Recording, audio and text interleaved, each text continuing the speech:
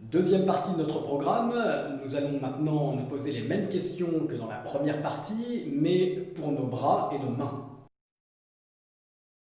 En ce qui concerne la puissance, nos bras doivent être suffisamment puissants pour pousser et tracter le poids de notre corps. Attention, le développement musculaire ne doit jamais entraver votre mobilité ou votre rapidité. Il y a une grande majorité d'actions répulsives dans le Wing Chun, ce qui nous amènera à tirer profit de ce que nous appelons vulgairement les pompes, à condition que celles-ci soient exécutées intelligemment. Le bas du dos ne devra pas être creusé, les positions de bras suivront le schéma classique des techniques de frappe et les extensions devront se faire jusqu'à l'allongement complet des épaules. En complément, les tractions à la barre peuvent être utiles, mais les montées de cordes formeront davantage les bras et les mains pour les techniques de saisie du système. D'autre part, un travail avec élastique permettra à l'unité corporelle de s'établir derrière les tractions de bras.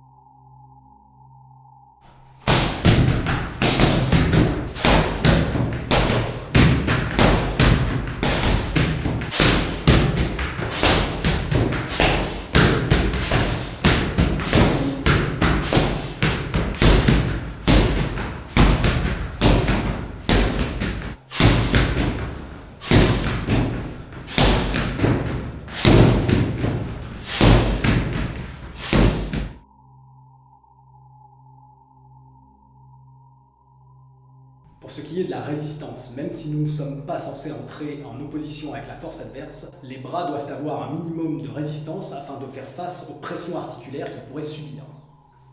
Les articulations du bras doivent également être capables de résister à la pression du poids du corps derrière les frappes, employant l'alignement osseux.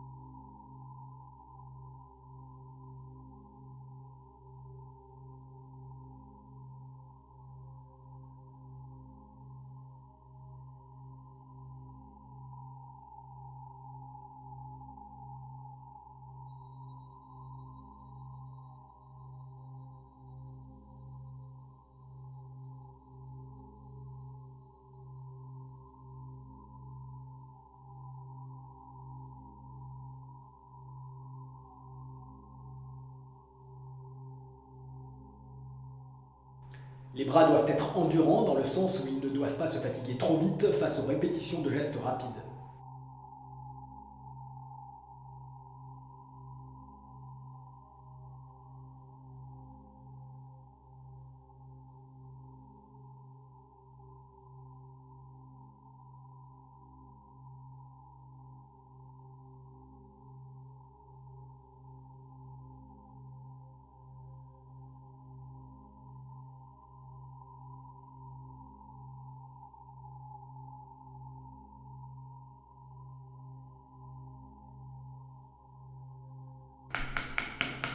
Il va sans dire que les chocs répétés que vont subir les bras durant la pratique du Wing Chun impliquent que ceux-ci doivent être solides.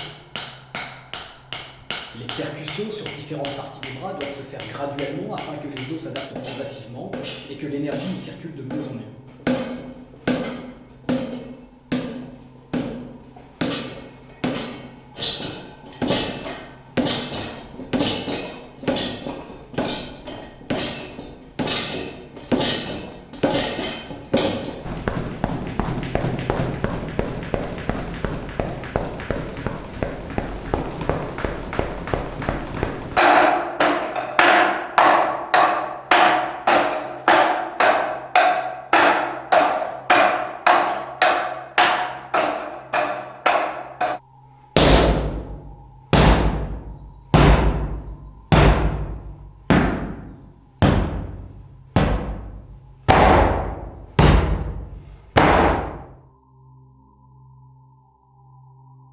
En ce qui concerne la réactivité, les bras et les mains doivent être entraînés à agir rapidement pour frapper ou saisir.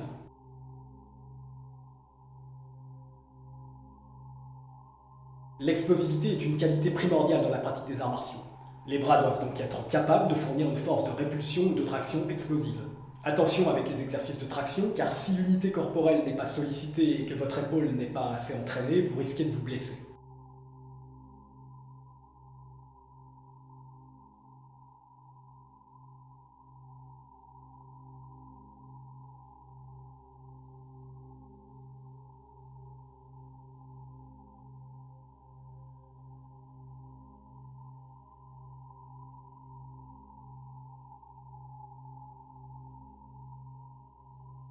En Wing Chun, la mobilité des bras peut se travailler tout simplement grâce à l'exécution correcte des formes.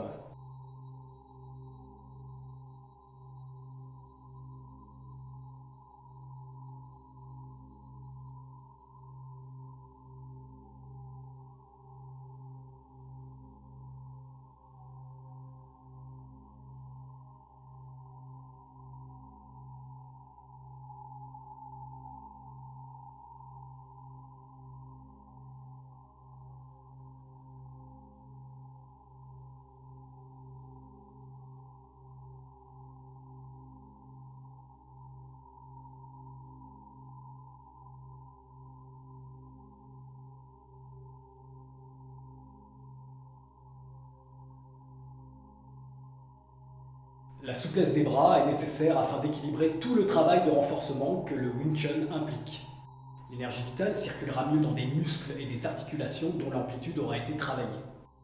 De plus, une articulation souple aura plus de facilité à s'échapper face aux tentatives de contrôle articulaire.